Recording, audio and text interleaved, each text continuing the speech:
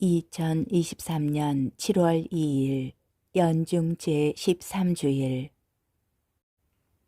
제1독서 열왕기 하권 4장 8절에서 11절, 14절에서 16절의 말씀입니다.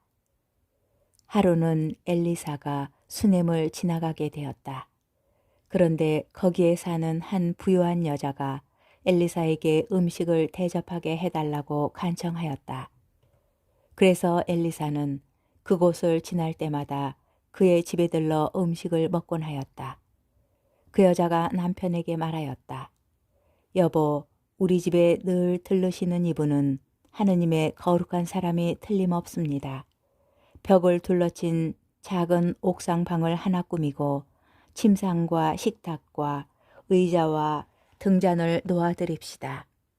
그러면 그분이 우리에게 오실 때마다 그곳에 드실 수 있을 것입니다. 어느 날 엘리사가 거기에 갔다가 그 옥상방에 들어 쉬게 되었다.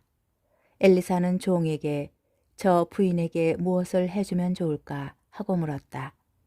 게하지가 저 부인은 아들이 없는 데다가 남편은 나이가 많습니다 하고 대답하였다.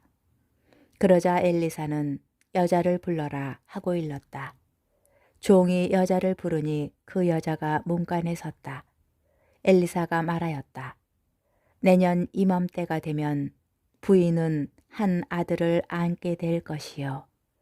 주님의 말씀입니다.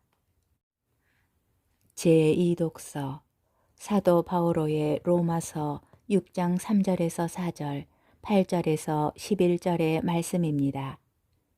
형제 여러분, 그리스도 예수님과 하나 되는 세례를 받은 우리가 모두 그분의 죽음과 하나 되는 세례를 받았다는 사실을 여러분은 모릅니까? 과연 우리는 그분의 죽음과 하나 되는 세례를 통하여 그분과 함께 묻혔습니다. 그리하여 그리스도께서 아버지의 영광을 통하여 죽은 이들 가운데에서 되살아나신 것처럼 우리도 새로운 삶을 살아가게 되었습니다.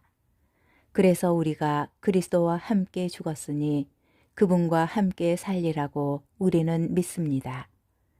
우리는 그리스도께서 죽은 이들 가운데에서 되살아나시어 다시는 돌아가시지 않으리라는 것을 압니다.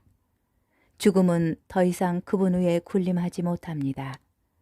그분께서 돌아가신 것은 죄와 관련하여 단 한 번 돌아가신 것이고 그분께서 사시는 것은 하느님을 위하여 사시는 것입니다. 이와 같이 여러분 자신도 죄에서는 죽었지만 그리스도 예수님 안에서 하느님을 위하여 살고 있다고 생각하십시오.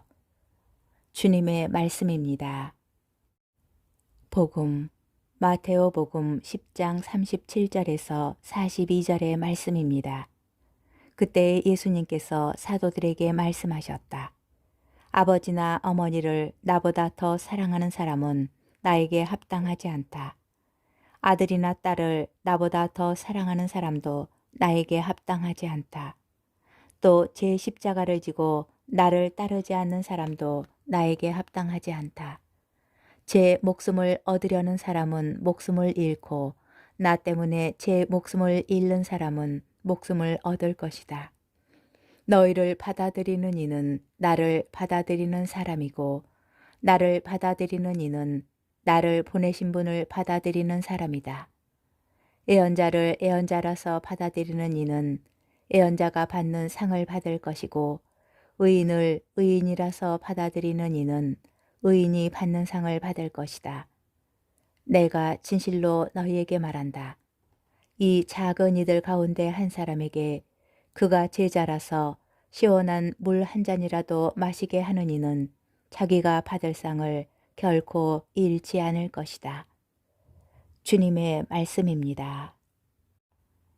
오늘의 묵상. 오늘 복음은 예수님께서 12 제자를 뽑으신 뒤에 그들에게 당부하시는 말씀과 그들이 앞으로 겪게 될 일을 알려주시는 부분이 섞여 있습니다. 부모나 자녀를 사랑하는 것보다 더 예수님을 사랑하여야 한다는 말씀은 가장 큰 계명의 첫 부분을 생각하게 합니다. 내 마음을 다하고 내 목숨을 다하고 내 정신을 다하여 주 너의 하나님을 사랑해야 한다. 어쩌면 예수님을 얼마나 사랑하여야 하는지 묻는 데에 대한 답일 수 있습니다. 우리에게 가장 익숙한 가족 안에서 이루어지는 사랑이 비교 대상이 됩니다. 실행하기는 어려울 수 있지만 우리가 이해할 수 있는 명확한 비교입니다. 복음서에서 누누이 강조되는 첫째 가는 제자의 길은 자신을 버리고 제 십자가를 지고 예수님을 따르는 것입니다. 그리고 십자가를 지라는 초대는 목숨을 잃고 얻는 것과 자연스럽게 연결됩니다. 제 목숨을 얻으려는 사람은 자신만을 위하는 사람으로도 풀이할 수 있습니다. 오늘 들은 말씀은 모두 예수님의 생애를 떠올리게 합니다.